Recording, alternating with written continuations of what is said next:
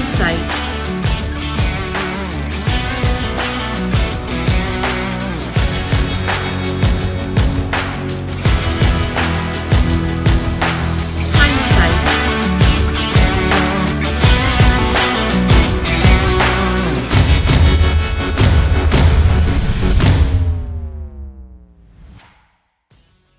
Okay, good day, everybody, and welcome to the first ever episode of the Hinesight podcast. I'm your host, Steve McClung, at Hines and Associates.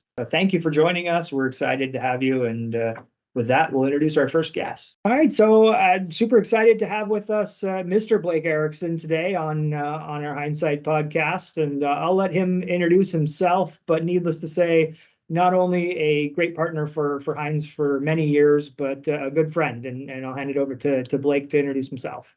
Hey, thanks so much, Steve. So Blake Erickson, as Steve mentioned, I'm a vice president for Acrisure, dealing with our employee benefits side. So working with mid-market and larger employers to structure employee benefits programs that are custom tailored and suited to their organization.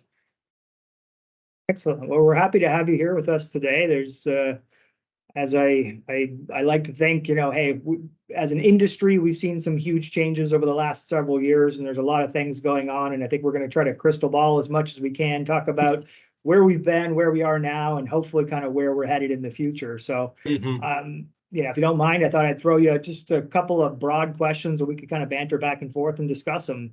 Yeah, that sounds great.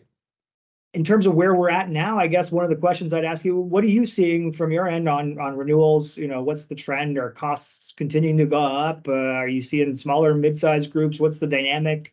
Give us a flavor.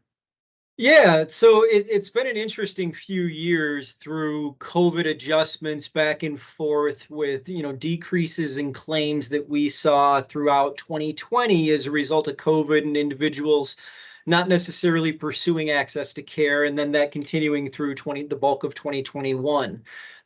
As we came into 2022, we saw that kind of backlog of care start to, I can't even say begin to fulfill itself, more so that some of the care that still was being postponed was now being sought. There was still a significant backlog of care that had been generated that had not been pursued throughout 2022, that at this stage of 2023 is just now being pursued. So we've seen a few interesting years, especially as we look at the fully insured space across the spectrum, from how carriers approach things. They kind of came into 2021 going, oh my gosh, we're having a banner year, claims are way down, everything's great, to oh smokes, we totally underestimated what was going to happen as a long-term result of COVID in terms of mental health care, in terms of long COVID and some other expenses related to it, in terms of disabilities and other expenses related to those. And the industry kind of missed their mark as a whole in terms of anticipating what the cost was going to be and where trend numbers were going to be coming out of this. All of that is a very, very long-winded way of saying the fully insured landscape we're looking at today is very similar, unfortunately, to what we've seen of the last 10 to 15 years, really since the announcement of the Affordable Care Act, and that is a trend rate right around 6% in the fully insured space. I believe it was CMS came out just the other day, or one of the federal affiliated agencies came out with a study just the other day projecting total healthcare expenses in the United States to reach $7.1 trillion by 2031. And that's an annual increase of 5.6% a year from where we are today. It's definitely a nice reprieve for a couple of years during COVID, but yeah, we're back up into that 5-6% range, aren't we? Yep. And as we, have the conversation with some of our fully insured carriers, they're communicating their trend rates are significantly higher than that, up to double that is what they're leading out the door with in terms of a trend number on their mid-market and large group renewals. It doesn't necessarily mean that's what they're getting from the marketplace and what they're getting from their clients at the end of the day, but I can tell you one of our very prominent carriers will tell us that their mid-market trend number is 12% on a national basis is what they will tell us. And that's, one of your top 3 carriers in the United States. So That's what they lead with. That's what's printed on renewals when it comes out. That's not what clients are paying on average at the end of the day. It's going to be closer to that 6% to 8% range they've seen over the last decade or so, unfortunately. What's, as an employer ourselves, obviously there's we all feel that pinch when it comes in at a 12%, or even, maybe you bring that down to an 8 or a 6. What's the general sense you get from the groups that are having to absorb this? Is this affordable, and what's the kind of reaction, the pushback? Yeah. That's a great question. And I'm seeing bigger divides in that space, I think, today than I had over the last, well, I don't want to say than I had over the last several years. I'm seeing bigger divides in it today than I had historically. But we did see some pretty big divides in, client performance directly as a result of COVID. As we're engaging with clients and having some of these discussions today about where these trend numbers are and where they're continuing to go, industry is having a lot to do with it. And and I don't want to say necessarily pure industry, but where the business is at today, and what does profitability look like, and what does the growth trajectory of the organization look like? For organizations with 150 employees that might be projecting 15% growth this year, that 5.6% number doesn't scare them too much. For companies with 1,000 employees that are projecting, a 1% decrease in gross revenue this year, a 5.6% increase off their net is extremely dramatic at the end of the day. So very different conversation, really depending on the business landscape of the client and prospects we're dealing with today. There's plenty of clients out there that are making money, that are still scraping and begging and pleading to get talent in the door, that are willing to pay anything to maintain a name brand and have that recognizability on their ID card and keep things as clean and simple as possible at some points. It's with the job market the way that it is. Everyone's got to be able to compete on hey, here's my full package, not just salary, but the benefits that come along with it. And whether that's, having a brand name on there or having very rich benefit plans, I'm sure there's a lot of pressure on that side. And you mentioned, it's interesting, you mentioned, COVID. I think we all saw certain things were going to be a natural outcome. Cancer care, Heinz has definitely seen an increase almost on all of our books in people with kind of late stage diagnosis. The mental health component, though, I don't know that anybody, we all knew that through lockdowns and the different things that there was an impact on mental health, but you also had some legislation with parity laws that came in, and kind of a double whammy. And, that's changed the dynamic quite a bit. And so you're probably seeing a lot, at least we're seeing a lot of new entrants into the market, bringing some new benefits on that side. I'm curious, what have you seen on the mental health side, and what's your feel for where things are headed? Yeah.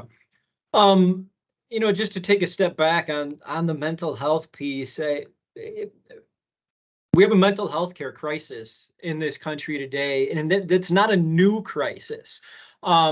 We've had a crisis for a number of years due to, and I'm not looking to garner a political stage of any way, shape, or form here. I don't have all the solutions and funding mechanisms to figure all these things out, but we have a large portion of the population that does not have access to the appropriate mental health care resources they need to function and function within their communities in the appropriate manners.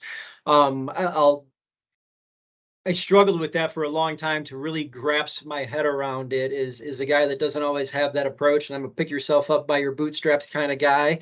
I've gone through my own mental challenges and mental health challenges in my life, but one of the comments that really got to me a few years ago, and it was speaking with my brother, who's about as right out there as it can get, but a former retired firefighter, and it was his comments about the struggles of mental health care that he was seeing on the front lines as a firefighter paramedic on a daily basis that really got to me at the end of the day, that the number of calls that he goes out on that are mental health crises calls as a paramedic. And at the end of the day, all they're doing is dropping these people at the ER to let them get discharged a couple hours later and not eventually get the help and resources they need. So again, we have a mental health crisis in this country. Mental health parity is a very active topic. We know the DOL is actively auditing health plans in that space, in particular self-funded health plans. If you're doing anything that is skimpy around mental health parity and you feel might not be in compliance, take another look at it. Expect to potentially experience an audit related to that in the future. Our understanding in our discussions with our DC counterparts is virtually all of the funding coming into EBSA today is funding auditors to look at small to mid-sized self-funded health plans, in particular, solely at the mental health parity side of the equation. There is zero desire from what we have seen to actually enforce penalties on organizations. It's a heavy hand to encourage broader coverage is what we're seeing in our discussions with our auditors, or amongst our clients and prospect base that have gone through that process. So we're seeing a lot of new vendors coming into the space to try and address some of the gaps in care that have developed over the years, and I'm anxious to see how a lot of it plays out. I've seen some things I'm excited about. I've seen some things that I didn't think really added a lot of value to the equation at the same time. I've seen a lot of platforms and technology designed around connecting individuals to resources that theoretically should already exist and be available, yet members are struggling to get access to those resources. So I'm really curious to see how it plays out. In the short term, it seems like we've had a lot of players that have come in and said, hey, we've got a marketplace of resources available for you. But we're seeing the traditional marketplaces having all their resources tapped. So is it just a matter of time until these secondary marketplace resources are fully tapped out as well? And how quickly does that happen? From a provider perspective, we have a shortage of mental health care providers in this country. As we've seen, throughout the last 2 to 3 years, I want to say the rate of depression and anxiety diagnosis in the United States is more than doubled. We're up to almost a 31%, 32% self-reported depression and anxiety today, not necessarily clinically diagnosed, but self-reported, which I want to say we go back to 2009, 2010, that number was under 10%. It was a single digit number, and it's 30% today. We haven't seen a tripling of the available mental health providers to serve that space, nor will we, do I anticipate. So we do need to find ways, and we do need vendors and providers to come in and find ways to be more efficient in the delivery of those services as well. And hopefully that's what some of these newer players that we're seeing come into the space can help to facilitate for us. Absolutely. You make several good points there, and I'll maybe backtrack a little bit in my background. I did a fair chunk of development work on some apps to do different things. One of them was on the medical side. One of the things, spoke to a lot of different groups out there that did some development on that platform for mental health side, and saw a couple of different solutions. And I always felt for such a complex challenge as an individual's mental health, I wasn't sure that a platform was the right solution. It could be the part that makes it more efficient, steers you to the right person, but you still need that human connection. And no matter how good the AI gets, you always need that ability to connect with a person that can kind of, hear you and understand you and maybe give you some pointers. And so I've struggled a little bit personally with, I want to see these vendors get in there and bring some efficiency to it. And we need to bring new technology to a challenge like this, because it is huge. And as you said, we have not seen a tripling of the providers out there. But at the same time, I really don't believe that technology can solve the underlying issue. So we need more people to get into this space. Yeah, and I don't think the technology is fully there yet as we start thinking about and talking about generative AI and all the new things we're seeing in that space. I know I read through a few articles and some news updates recently on an eating disorder hotline that exists or existed that had a relatively small number of employees that were trying to unionize. So at the end of the day, the company turned around and said, well, instead, we're firing all of you and replacing you with this new AI chatbot specific to the medical therapy industry that's now been custom trained on our disorders and how it blah, blah, blah, blah, blah, does the things custom to our mission. They shut it down within 48 hours of deploying it. So we're not there yet, but yes, technology is going to have a massive impact on that space. And as someone that's kind of been on this generative AI bandwagon in a sense, not that I'm for or against it, but I find it exceptionally intriguing and have followed it very closely. I've seen a lot of, random but pseudo verified reports of individuals going, "Hey, I was having a mental health crisis. I couldn't get a hold of anybody, and here's what I did, and I'm feeling much better." Or my nonverbal bipolar spouse is now able to communicate with me somewhat through ChatGPT by helping it to fledge out their thoughts in a way that they never could on their own.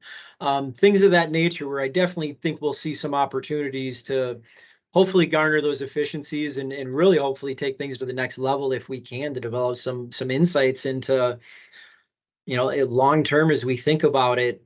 We don't know how these large language models work any better than we understand how the human brain works. If we can start learning to understand how both of them work in conjunction with each other as the technology continues to develop, uh, limitless bounds are within purview, I guess. I don't know. An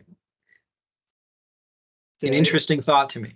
Yeah, it's a very fascinating area. I think you and I chatted a little bit before we started here, just ChatGPT or Google's version in Bard or whatever it may be. A lot of these emerging technologies right now, at least as far as I see them, great to build out a template, a structure, a framework on. Even quite interesting to build some code that might help you solve some problems, and where that's going to be 5 years from now, 10 years from now, even 3 years from now, at the pace that things are evolving is almost impossible to predict, but very intriguing. I think there are some great things it's going to do, and there's going to be, as with every new technology, we're going to go down the wrong path sometimes. And Absolutely. that's just natural. That's how you learn, right? It'll be disruptive. That's all I can say. I for better or worse, who knows, but it's going to be disruptive, and we'll see changes over the years. And how quickly, I still think I'm in the same boat with you today. We've got something that's putting out cool text, now generating pretty cool images, some cool videos, some cool image editing things out there. Yeah, we're gonna have all sorts of copyright issues and infringements and libel and slander and replacement of people and things, all sorts of new legal proceedings to go through that have never been encountered in society before as a result of this technology. So yeah. Well, we may have actually ChatGPT being our defense lawyer in that case too. So that might solve the problem. It might. If it could be judge, trial, jury, executioner as well, that'd be great. Yeah, executioner's going a little bit far. That's where I draw the line. I'll let him do the judge part. Fair enough.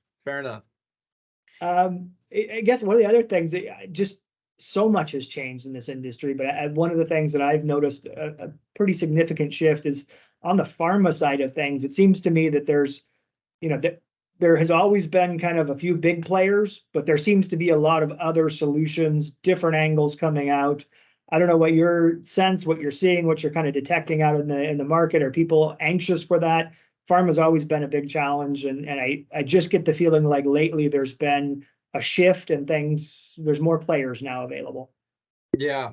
There's definitely more players. There's a lot more PBMs, a lot more, I don't want to say startup PBMs, but smaller pharmacy benefit managers that have absolutely come into the space over the last 5, 7, 8 years.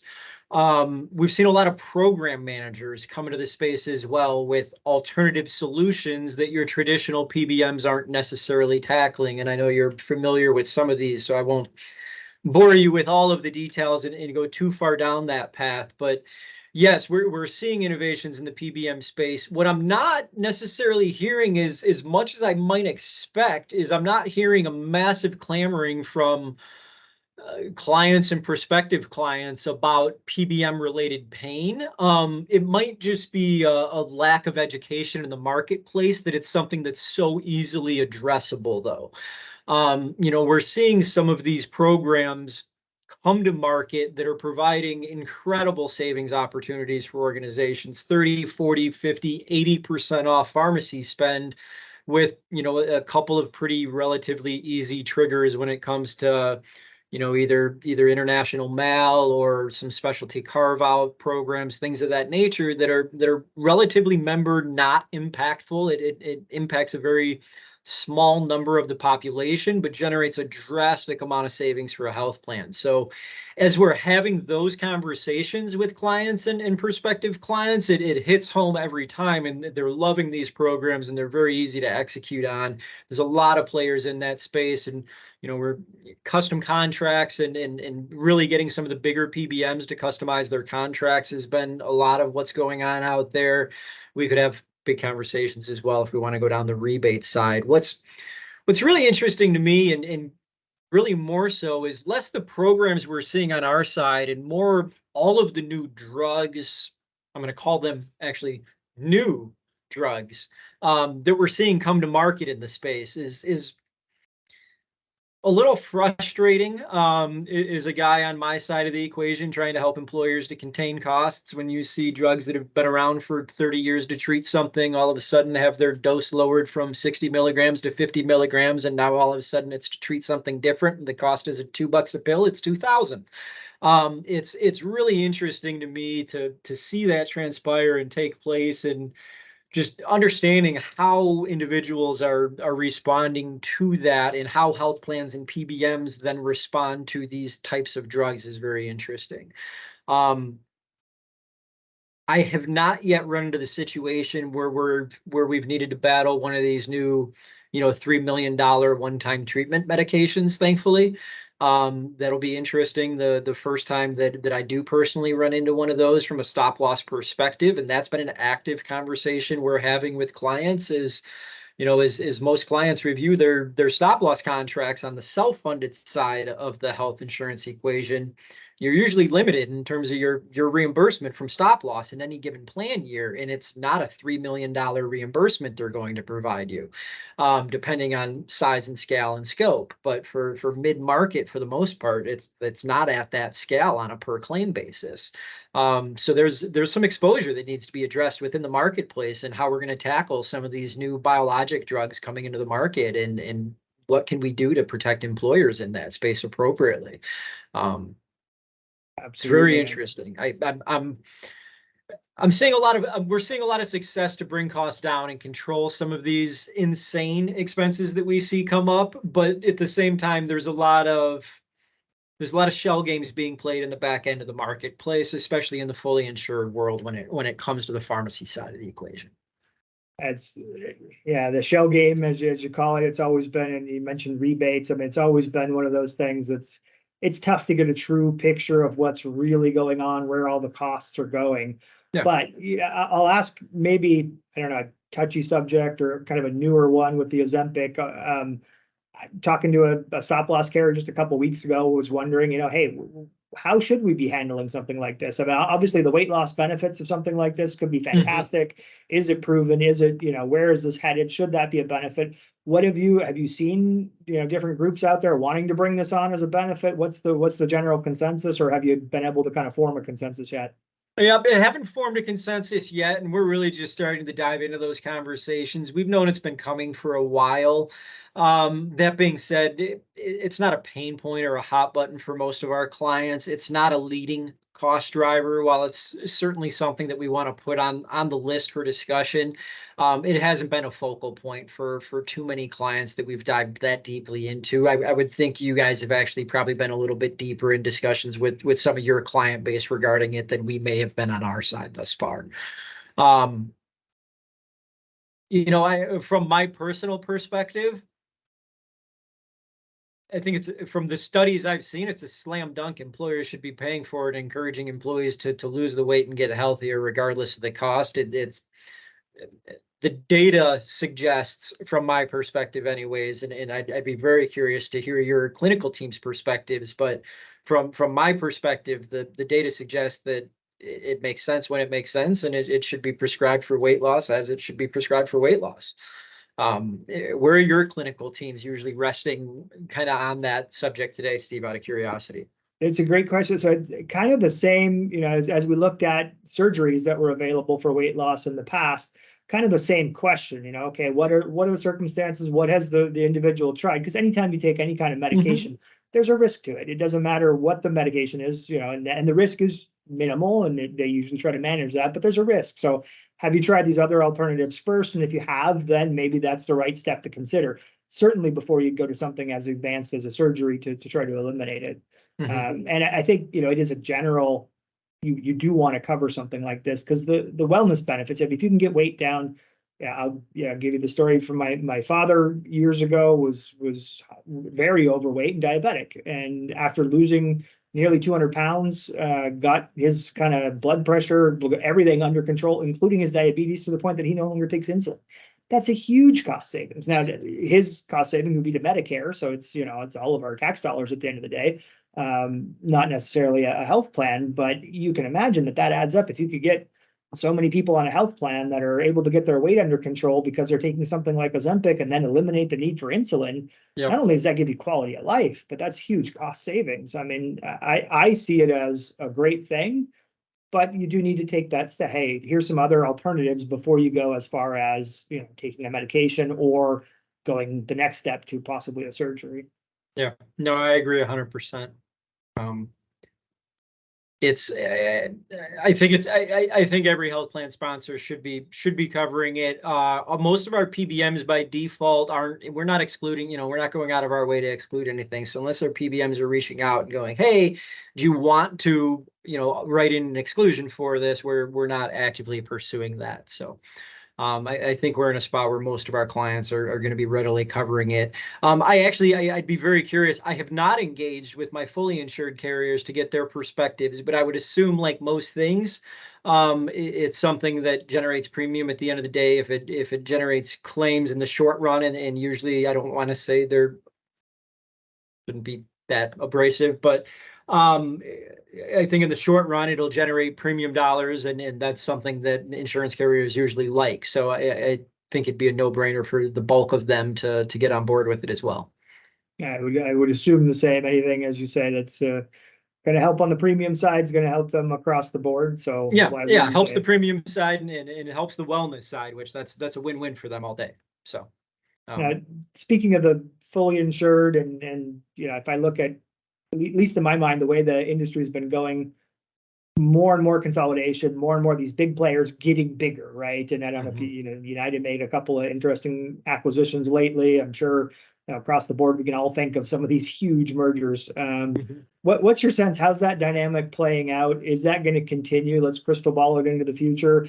Can a little guy compete in that market, and how? Yeah. The little guy can definitely compete in that market. How's always interesting. The market's has seen a lot of consolidation, both on the carrier side, the broker side, the vendor side, and the employer side. And the market will continue to see that consolidation, in my opinion. Is that some of that consolidation going to slow based on current interest rates over where it was over the last few years? Sure, absolutely. Did insurance brokerage agency acquisitions slow down in the first and second quarter of 23 compared to 21 and 22? Yep, they did. Is Acrisure projecting to close 2023 about where we closed 2022? Yeah, we are in terms of new acquisitions. So a little slower start to the year, but we're foreseeing a pretty strong finish to the year. So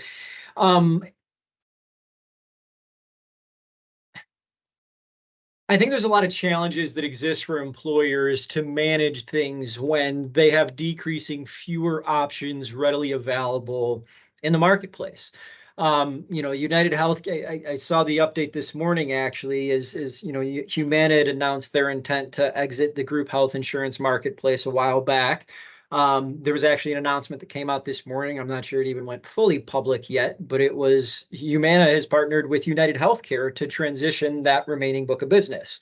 And it was just, I believe that's been public and planned to be intentional for a while, and they'd kind of been partnering on it, but there was some, official broker communications. Here's how you actually transfer your groups from Humana to United Healthcare come their next renewal date.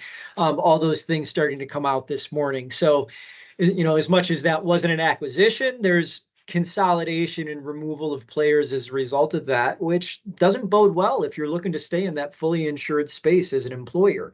You're going to continue to lose options. Your hospital systems are continuing to consolidate. As those systems get larger, they influence more and more control over the few and large, extremely large insurance carriers in the space. And there's not much motivation between those two parties to not exchange more and more dollars on an annual basis between each other.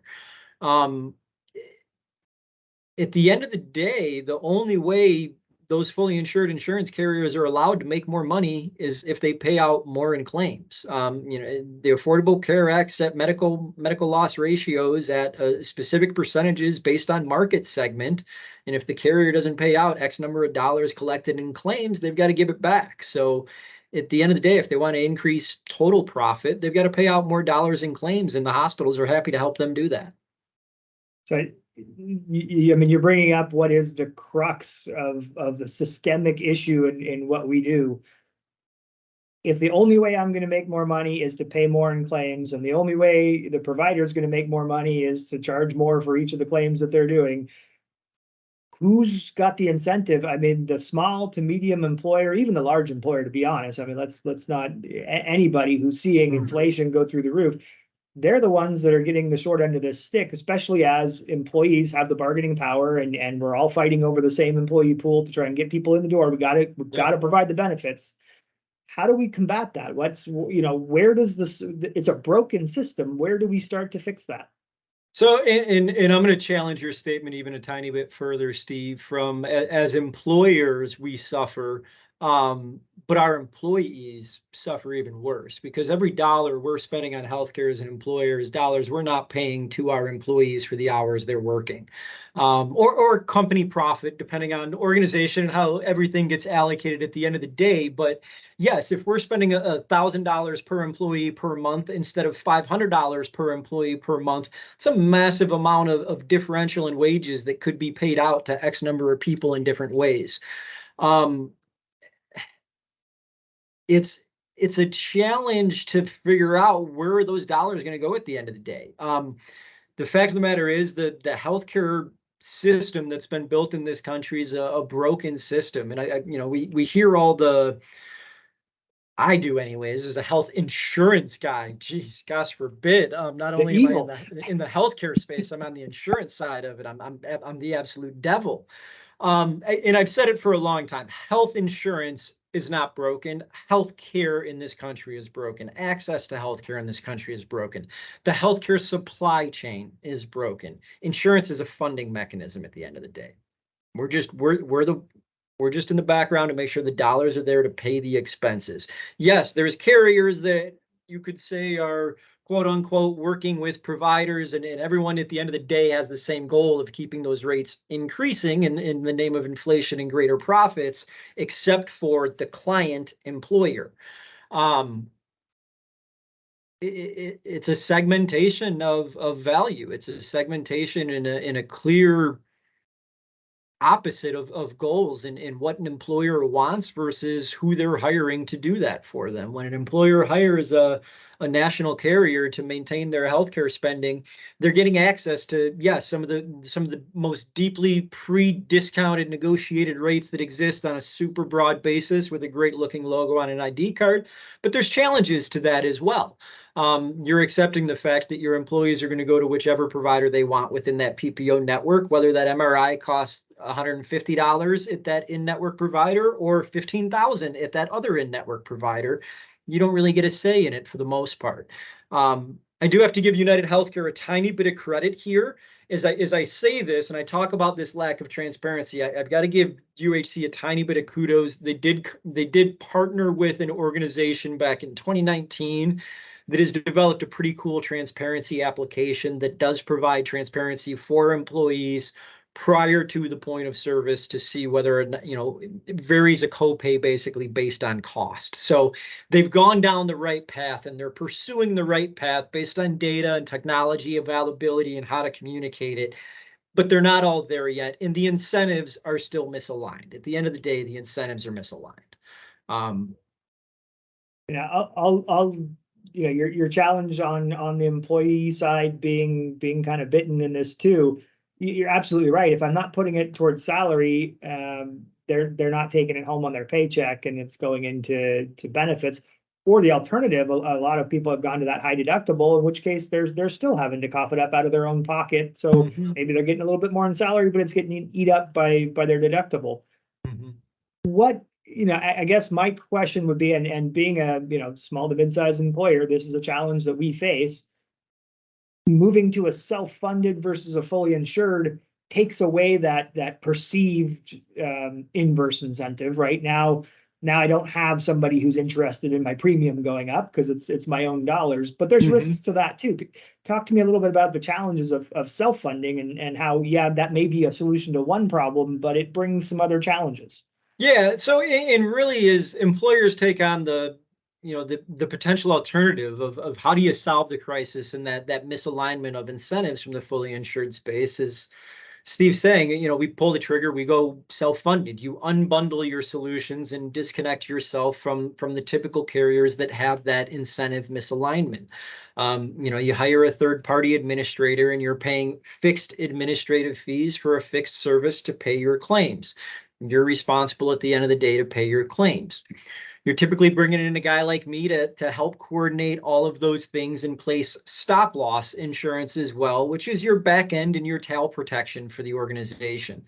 So I'm trying to make sure catering to the audience, depending on your level of sophistication right now. So your tail insurance is basically going to protect you from any catastrophic risks, either on a per member basis within your organization or across the organization as a whole, across the plan year as a whole. So if you were expected to spend, $1.5 million, but instead you spent 2 million, you might have had protection at 1.75.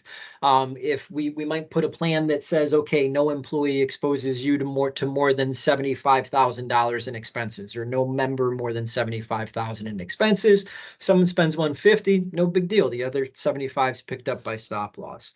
So a couple of the challenges that exist is we work on the smaller side of mid-market. When I say smaller side of mid-market, we'll call it the 50 to 500 space. Some of the challenges that exist in that space is you can run into large ongoing claimants within your population. Those claimants can have claims that run into the six figures on a repeated annualized basis, a lot of the times being driven by some combination of autoimmune disorders or just specialty medications that are involved in the treatment. But I'd say more than 50% is typically autoimmune related in where we're seeing these six-figure annualized costs on a repeated basis. That's where, honestly, Steve, that's where you and the Heinz team comes in more than anything else, is to help make sure that those things don't become a problem on an ongoing basis for our clients. Is to really help those small to mid-sized employers ensure that we don't have that second and third or fourth year exposure to a $200,000 or $300,000 claimant, that your amazing negotiators can jump in and work with our providers to get those costs to a reasonable level and engage to make sure that member is getting the clinical treatment they need at a price point that's appropriate across the scope of the equation. Is it always easy? No. The biggest challenge, and I know you've seen it, and other organizations have seen it, especially I'm going to stick to the smaller end of that mid-market segment again, just depending on HR levels of communication and engagement with staff on the employer level. One of the most challenging things tends to be you have a different ID card. It might not say Blue Cross or United or Cigna or Aetna on it anymore. And if it doesn't, and someone says, what insurance do you have? And you say, whatever, that's not one of those, and the provider doesn't know what you're talking about, what do you do then? So there's some communication and education that goes into it that can be scary for a lot of people if they've never gone through that path, and if they're not partnered with someone that's extremely comfortable taking them through that process. I think communication is the right, emphasis. If you're moving from a fully insured to a self-funded in any capacity, whether you're going as far as saying an RBP plan of some kind, or you're going to maybe, you're using some sort of rental network, whatever it may be, it's still a big change. If you're not walking in with a Blue Cross logo on the card like you did, the week before, I was talking to a lady up in the Pacific Northwest who is with a Blue Cross plan, but it's a narrower network within the Blue Cross plan. And she walked into her same provider, an ortho, who's now saying, I'm refusing to provide any care to you because you're not part of the broader plan. So that dynamic, it just changes things. And Yep. I'd love, I don't know if we're going to have providers listening to this, but I'd love to engage in the conversation on the provider side. We want to give more opportunities, especially to the small to mid-sized business, to be able to give good care, good benefits to their employees, but they still need the access to the same care. And a lot of times these plans will pay equally as good, if not better, and faster and easier. And you're going to have, you need to call somebody on the other end of the phone. You're not going to get a call center full of 1,000 employees. You're going to get Jane, who's going to answer your question. So there are some advantages to these smaller plans, even to the provider community. Yeah, I mean, there are a number of advantages to going down this path as an employer as well. And we touched on, what are some of the disadvantages, but why does an employer go down this path, Steve? Why would they go self-funded instead of fully insured and have that reverse incentives? Obviously, you have the dollar advantages of eliminating some of those reverse incentives and the ability to carve out and tackle specific items and expenses within your organization and manage that supply chain to the point that it needs to be to bring in the appropriate vendors at the right price points to address what you need for your organization. But the other big piece of it is the data and the transparency. Depending on where you're at today in market segment wise, if you're fully insured, you may have limited to potentially no access to health claims information and health data. You might not know if the $1 million you're paying this year is reasonably appropriate or not. You might not know if your carrier spent $200,000 or $2 million last year in claims, if the 15% renewal you're getting makes sense. In the self-funded world, you're paying your claims as they come in. You're always aware of exactly where you are and where you're going, and with obviously the right data analytics platforms to help support that, you've always got a pretty good bead on what's forecasted and coming into future as well. But the advantages far outweigh some of the risks in my personal opinion of doing it, but it's always scary. And again, I think the biggest challenge is that communication factor more than anything else for most employers. It's interesting you mentioned the transparency. You probably speak to a lot more employer groups than I do, but the last little while I've had several opportunities to speak to employer groups that are on each end of that spectrum. From I've been self-funded for years now, and I had an owner tell me exactly how much they spend per person per month, and they knew what their cost was. They knew that they had a couple of people that were, needing some extra help, and they were actually aware of who they were, and they were able to provide some additional assistance to those employees.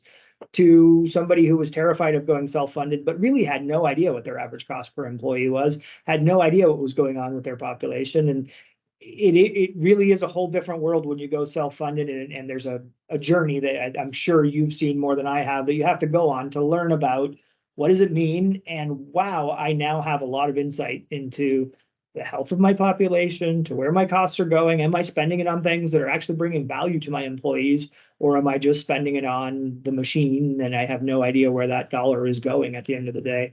Exactly. You get to pick and choose how to allocate those dollars to ensure that your return on investment is where you want it to be, and that you're getting value back on that investment as well in the areas that you want to be adding value for your population, not necessarily just the areas that are served by the carrier whose name is on the ID card. So, yeah.